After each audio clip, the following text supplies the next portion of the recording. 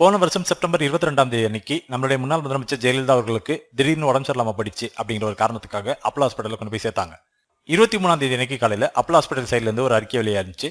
அதுல அவங்க ஒரு சாதாரணமான ஒரு காய்ச்சலுக்காகவும் நீர் சத்து குறைபாடுக்காகவும் தான் அட்மிட் செய்யப்பட்டிருக்காங்க அப்படின்னும், இப்போதைக்கு காய்ச்சல் இல்ல, அவங்க நார்மலான கண்டிஷனுக்கு வந்துட்டாங்க அப்படின்னும், மேலும் அவங்கள அப்சர்வேஷன்ல வச்சுட்டு இருக்கோம் அப்படின்ற மாதிரி சொல்லிட்டு இருந்தாங்க. அதுக்கப்புறமா அவங்களுக்கு நோய் தொற்று வந்துருச்சு, சுகர் இஷ்யூ வந்துருச்சு, கிட்னி ப்ராப்ளம்ஸ் வந்துருச்சு அப்படின்னு சொல்லிட்டு ஏகப்பட்ட கதைகள் விட்டு கடைசியா ஒரு கட்டத்துல அவங்க இறந்து போயிட்டாங்க.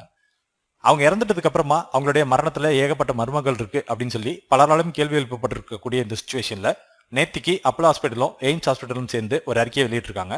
அந்த அறிக்கையில செப்டம்பர் 23ஆம் தேதி அன்னைக்கு அப்போலோ ஹாஸ்பிட்டல் வெளியிட்ட ஒரு அறிக்கையில இருக்கிற மாதிரி அவங்க காய்ச்சல் காரணமாகவும் நீர்ச்சத்து குறைபாடு காரணமாகவும் தான் அவங்க அட்மிட் செய்யப்பட்டாங்க அப்படிங்கிற அந்த ஒரு விஷயத்தை விட்டுட்டு, ஜெயலலிதா அவர்கள் வீட்டிலேயே மயக்கம் அடைஞ்சிட்டாங்க அப்படின்னும், அவங்க மயக்கம் அடைஞ்சிட்டதுனால ஆம்புலன்ஸ் கிட்ட எங்களோட ஹாஸ்பிட்டலுக்கு போன் வந்தது அப்படின்னும், அதுக்கப்புறமா நாங்க ஆம்புலன்ஸ் எடுத்துட்டு போகும்போது அவங்களால இயற்கையா மூச்சு விட முடியல, நாங்க செயற்கையான ஒரு சுவாசத்தை கொடுத்து தான் அவங்கள ஹாஸ்பிட்டல் கூட்டிட்டு வந்து அட்மிட் செஞ்சோம் அப்படின்ற மாதிரியும் இப்போ ஒரு கருத்தை சொல்லியிருக்காங்க.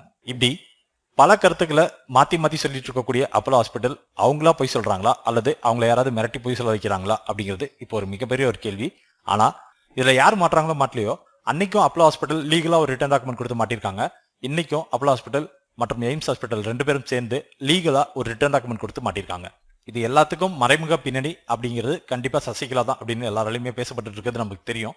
ஸோ நீங்களும் அதே தான் ஃபீல் பண்ணீங்க அப்படின்னா உங்களுடைய கமெண்ட்ஸை தயவு செய்து கமெண்ட் பாக்ஸில் போடுங்க. தேங்க்ஸ் ஃபார் வாட்சிங்.